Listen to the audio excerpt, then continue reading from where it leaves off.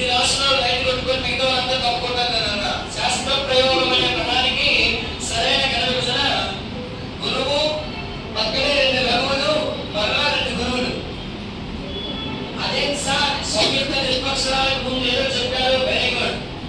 మీ అందరి ఆనందం కోసం ఒక రైట్ ఆన్సర్ వస్తుంది, కావాలంటే చూసుకోండి. మీ బుక్ లో రైట్ ఆన్సర్ అయ్యే ఆన్సర్ సందర్భం గురువు గురువు గురువు గురువు 4 గురువులు రైట్ ఆన్సర్. ఎంతమంది రైట్ అయ్యింది చెప్పారా? రైట్ అయ్యించే సందర్భం వచ్చిందని 4 గురువులు రైట్ ఆన్సర్. రక్షాబంధం తర్వాత వచ్చిందండి వాణి శ్వాస ఇచ్చారు. వాణి శ్వాస అందరూ రైట్ రాశారు. గురువు లఘువు గురువు లఘువు. మీరందరూ 3 గురువుల పక్కన లఘువు రాశారు నాకు తెలుసు. ఇది తప్పు కొట్టుకొని ఇది రైట్ కొట్టుకోండి. గురువు లఘువు గురువు లఘువు రైట్ ఆన్సర్.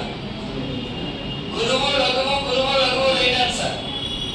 నిశ్వాస మీ అదృష్టం బాగుంది మళ్ళీ అందరిది రైట్ ఆన్సర్.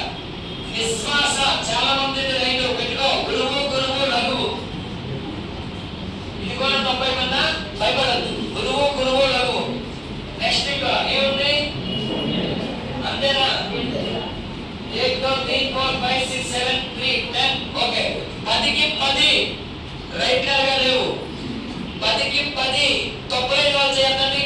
నిజాయితీగా సాగినది 10 తప్పులే. ఒకటి రైట్ అయిందా? నేను తప్పు చేశానా? ఓకే. మీరు 10కి 10 తప్పేదన్నా భయపడద్దు.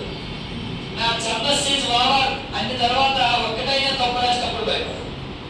9 రైట్ సార్ 9 తప్పులు సార్ అన్నవారు. ఒకటే రైట్ 9 తప్పులు.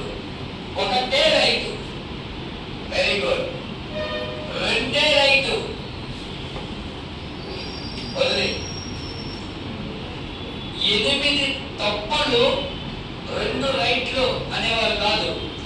8 రైట్లు 2 తప్పులు అన్నవారు లేరు. ఇప్పుడు చూసేయ 7 తప్పులు సార్ 3 సారీ 7 రైట్లు 3 తప్పు. 3 తప్పు అన్నా చేయద్దండి. అదిగో ఇప్పుడు చెయ్యెత్తిన వాళ్ళకి మీరు తర్వాత పర్సనల్ కలగండి. నాకు తెలిసింది 2వ కోచింగ్ అయ్యొచ్చు, లేదా కాన్సెప్ట్ పర్ఫెక్ట్ గా అర్థమైన వాళ్ళు. ఇప్పుడు ఎన్ని తప్పులు ఎన్ని రైట్లు బుక్ చేసి రైట్ ఏదో తెలిసింది కదా, ఆ బుక్ మూసాయి. బుక్ మూసి ఏది రైటు ఏది తప్పు ఎందుకు తప్పు అనేది ఇప్పుడు మనకు ఇక్కడ నుండి కరెక్ట్ గా 10 నుండి 15 నిమిషాలు స్క్రీన్ ప్లే వదలకుండా పేజ్ టర్నింగ్ ఇచ్చుకుంటున్నా. ఇప్పుడు వెళ్తున్నాను నేను క్లాస్ లో. థియరీ వేరు ప్రాక్టికల్ వేరు నాన్న. ఏ సబ్జెక్ట్ అయినా కానీ థియరీ ఒకలా చెప్తుంది, ప్రాక్టికల్ గా జరుగుతుంది వేరే. థియరీ ఏం చెప్తుంది? నేనే కాదు, ఏ మెటీరియల్ తీసుకున్నా ఏ సార్ అయినా మూడే చెప్తాడు. దీర్ఘాక్షరాలన్నీ గురువులు, స్వతములు గురువులు, సున్నాతో కూడితే గురువు, విసర్గతో కూడితే గురువు, పొల్లుంటే గురువు. ద్విత్వక్షరాలకు సంయుక్తాక్షరాలకు ముందున్న లఘువు గురువు. మీరు మార్కెట్ లో ఏ మెటీరియల్ చూడు, అకాడమిక్ టెక్స్ట్ బుక్ చూడు, ఇదే ఉంటుంది. మన కండిషన్ చెప్పలేదంటే చెప్పాను. కానీ 10కి 10 ఎందుకు తప్పులంటే థియరీ వేరు ప్రాక్టికల్ వేరు. ఒకసారి పేజ్ టర్నింగ్ ఇచ్చుకోండి. అమృతం అనే చిన్న పదం కోసం ముందు మాట్లాడుతున్నారు. మీ అందరి తెలివితేటలు ఏంటంటే సంయుక్తాక్షరానికి ముందు గురు వేశారు, దీనికి దీర్ఘం లేదు కాబట్టి లఘు వేశారు, 0 ఉందని గురు వేశారు. అవునా కాదా? నేను చెప్పబోయేది ఏంటంటే సంయుక్తాక్షరానికి ముందున్నది గురువే, కానీ ఇది సంయుక్తాక్షరం కాదు అని మనం నేర్చుకోవాలి. సంయుక్తాక్షరానికి ముందు గురువే మనకు తెలుసు, కానీ ఏది సంయుక్తం ఏది సంయుక్తం కాదో మనకు తెలియదు. దాన్న గురు అంటే అర్థమేంటో నిన్నే చెప్పారు. ఒక హల్లు కింద అచ్చునన్న ఇది ఈ రోజు కావాల్సిన ప్లాట్ఫామ్ నేను నిన్నే వేసుకున్నాను. ఎప్పుడు కూడా సంయుక్తాక్షరం అవ్వాలన్నా ద్విత్వక్షరం అవ్వాలన్నా కండిషన్ ఏంటి? హల్లు కింద వేరొక హల్లైనా ఉండాలి, హల్లు కింద అదే హల్లుట్టైనా ఉండాలి. మొత్తం మీద ఒత్తు అనేది హల్లే ఉండాలి. హల్లు ఒత్తులే ఒత్తులు. కింద హల్లు లేకపోతే అవి ఒత్తులు కావు అంటారు. గుర్తుందా లేదా? ఇప్పుడు నిర్ణయించారు మీకు మృగంలో ఒత్తుల సంఖ్య అంటే మీరు 0 రాశారు. ఎందుకంటే క్రూ అనేది ఒత్తు కాదు, రూ అనేది ఒత్తు కాదు. ఒత్తు అంటే ఏంటి? హల్లు కాదు. హల్లు కాదు అని నిన్న ఒప్పుకున్నది మీరే. ఈ రోజు దాన్ని హల్లుగా భావించింది మీరు. కాబట్టి రూ అనేది ద్విత్వక్షరమా సంయుక్తాక్షరం అంటే ఏమీ కాదు. కేవలం రూ అంటే మా ప్లస్ రుకారంలో రూ. అది అచ్చు. అచ్చనే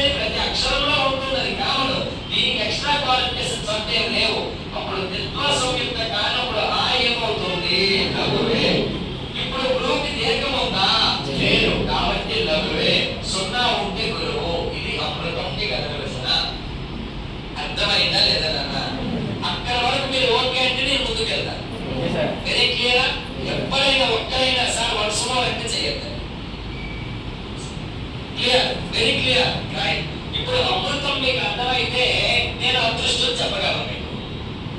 అమృతం అర్థమైంది కాబట్టి అదృష్టం దగ్గరికి వెళ్ళాను. ఇప్పుడు చెప్పండి, ద్విత్వాక్షరమా సంయుక్తాక్షరమా? కానప్పుడు ఆ ఏమో వెరీ క్లియర్. ఇప్పుడు ధ్రువ ఏమవుతుందంటే ఇది లేకపోతే లఘువే, కానీ షా కింద తాడు, హళ్ళు కింద హళ్ళు, హళ్ళు కింద వేరకంటే సంయుక్త, సంయుక్తాక్షరానికి ముందు లఘువే పోవాలి. ఆ విధంగా గురువే. సున్నా ఉంటే ఏమయ్యాలి? ఇది రైట్ ఆన్సర్. అదృష్టం ఓకే సార్ అంటే నేను ముందుకెళ్తా. ఓకే అనండి, ఓకే అనకపోతే ఊ అనండి. అర్థమైందా? ఊ అన్నా. అదృష్టం క్లియర్. అదృష్టం క్లియర్ అయింది కాబట్టి ఇప్పుడు ప్రకృతి చెప్తే అర్థమవుతుంది. అర్థమైంది సార్, మేమే మీకు చెప్తాం. ఇది సంయుక్తాక్షరం కాదు కాబట్టి ఇది లేదు సార్. ఇది ఆల్రెడీ సంయుక్తాక్షరం కదా. సంయుక్తాక్షరాలు గురువు అవుతాయని నేను చెప్పలేదు. సంయుక్తాక్షరానికి ముందున్న లఘువు గురువు అని చెప్పాను. కాబట్టి ఇక్కడ ప్రా అనేది లఘువు, గురువుకి లేకున్నది కాబట్టి లఘువు, ఈ లఘువు. క్లియరా? ప్రకృతికి వచ్చిన మూడు లఘువులు ఎందుకు అర్థమైందా? రైట్. ఓకే, రకాల అర్థం క్లియర్. ఇప్పుడు ఒకసారి జాగ్రత్తగా చూస్తే భువనైగా చెప్తారు, ఆ తర్వాత అద్వైతం చెప్తారు. భువనైక అనే పదంలో చూస్తే చాలా మంది భాగ్యం వస్తుందని గురివేశారు. ఆ ఒత్తును చూసి గురివేసిన వాళ్ళు చేయొద్దండి నిజాయితీగా. Very good. నాకు తెలుసు కదా అన్న. చూడు తల్లి, దీర్ఘాక్షరాలు గురువు అన్నాను కానీ ఒత్తులుంటే గురువు అన్నాను చెప్పలేదమ్మా. దీర్ఘం అంటే ఇవ్వాలి, కా ఈ ఇలా దీర్ఘం ఉండాలి. కానీ కా లాంటిదో కా లాంటిదే. కాకి లఘువే, కాకి లఘువే.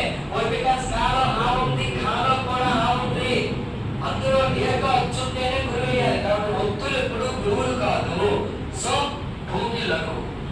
ఇక్కడ తర్వాత లఘువేశారు, కానీ నై అనేది సంయుక్తాక్షరం, దాని ముందు గురువు వేశారు. నిన్నే చెప్పాను, నై అంటే అందులో ఐ, ఐ అంటే అచ్చు. ఇలా ఉంటే ఇది హళ్ళు కాదని నేను చెప్పలేదా? అంటే ఏమర్థమైంది? ఐని కూడా మీరు సంయుక్తాక్షరంగా భ్రమిస్తున్నారు. అది సంయుక్తాక్షరం కాదు, అచ్చు. సంయుక్తాక్షరం కానప్పుడు దాని ముందు అక్షరం ఎప్పుడు గురువు అవ్వదు. కాబట్టి ఇప్పుడు నై ఏమవుతుంది? నైలో ఏముంది? నై అంటే ఏముంది? నై అంటే ఏముంది? చెప్పాలి. ఐకి ఒక పేరు పెట్టాం, ఏంటది? మృగముడు కూడా, మృగముడు కూడా. కాబట్టి ఏమయ్యాలి? నాకేమయ్యాలి? అది కూడా. అర్థమైందా లేదా నాన్న? ముందుకెళ్ళొచ్చా? అది రెడీ? Very good. నెక్స్ట్ ఏంటి? ఓనేకి తర్వాత ఏముందిరా? నై కాబట్టి ఇప్పుడు అద్వైతం చెప్తే నీకు అర్థం వచ్చేసుకో. అద్వైతం అన్నారు. నిన్న కూడా ఈ గమనించాను, ఊరికే కాదు. ఆకి రఘువేద్దామా గురువు అంటే గురువు. ఎందుకంటే నాకింద ఏముంది? నాకింద మా అంటే సంయుక్త, సంయుక్తాక్షరానికి ముందేముంది? దీనికి చాలా మంది దీర్ఘం లేదు రఘువేస్తారు, కానీ దీర్ఘం లేకుండా పైన కింద వెళ్ళబోతే ఏంటది? ఐ, ఐ అంటే ఏంటి?